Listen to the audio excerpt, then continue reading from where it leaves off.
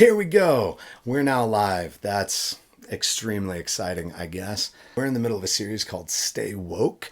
That's about apologetics and stuff. We had a bunch of questions related to the message from this weekend. We talked about science and faith and whether or not those can line up. And so in an open format discussion, feel free to ask questions or tell me like, hey, that didn't make sense, explain. But I'm going to attempt to answer some of these, and I don't have like a whole textbook or anything else. I have a blank glass board or some space on it to be able to write some things. But talking about science and faith and how those things are compatible, this is an important topic because it throws people from their faith. And if you don't come into this with some sort of idea that you can trust that God created the world and that he made humans in his image, and if you take the way science is often presented at face value, those ideas seem to be in opposition with one another. We're doing this series and engaging in this discussion because we want to put people at ease that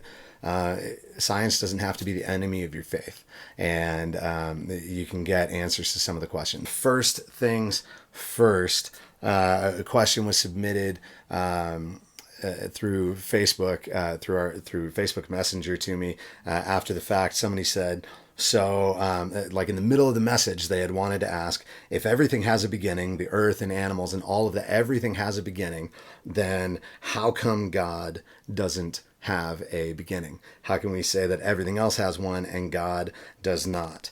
I talked about this a bit on Sunday, but I had to talk really fast and I had to kind of cruise through everything really quick. And so I'm going to attempt to draw a little bit of what I mean with this and how this works, and we'll see if that in any way is helpful in describing this. So basically, the idea is, anything in our universe, anything that happens in our universe is a thing. If we picture it like a domino, right?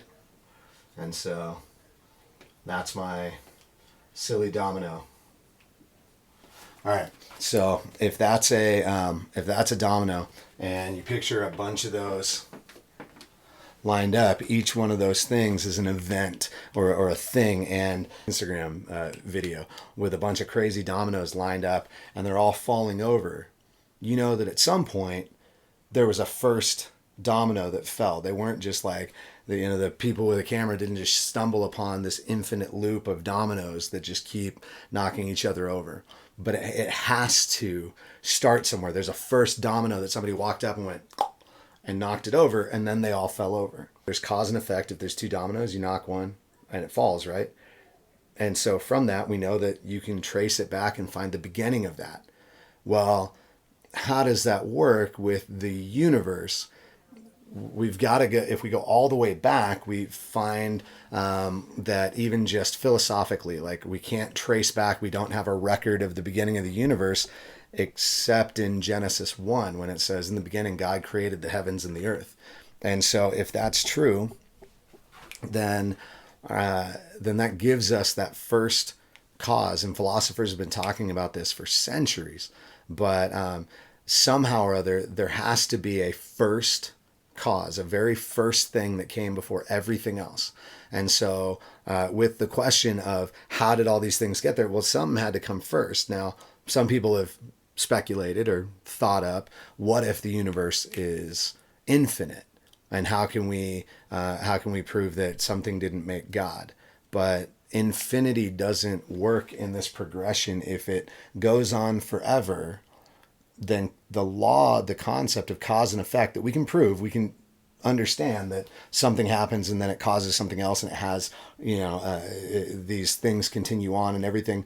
Nothing can cause itself. It has to be caused by something else. Within the laws of the universe as we understand them, reason and mathematics, all those things point to this idea of things happening within time and space. So there's got to be something outside of time and space that had to cause it at first for us to understand, be able to process the idea that there really is a cause to everything, that everything has been caused. And so that very first cause we call God.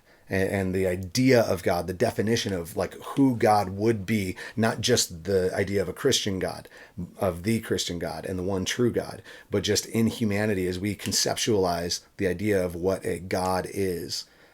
We're literally claiming that this is the one who exists outside of reality, who is and who always has been and exists beyond that, and it's required by the idea of knowing that all these events, like billions of dominoes, that something caused them.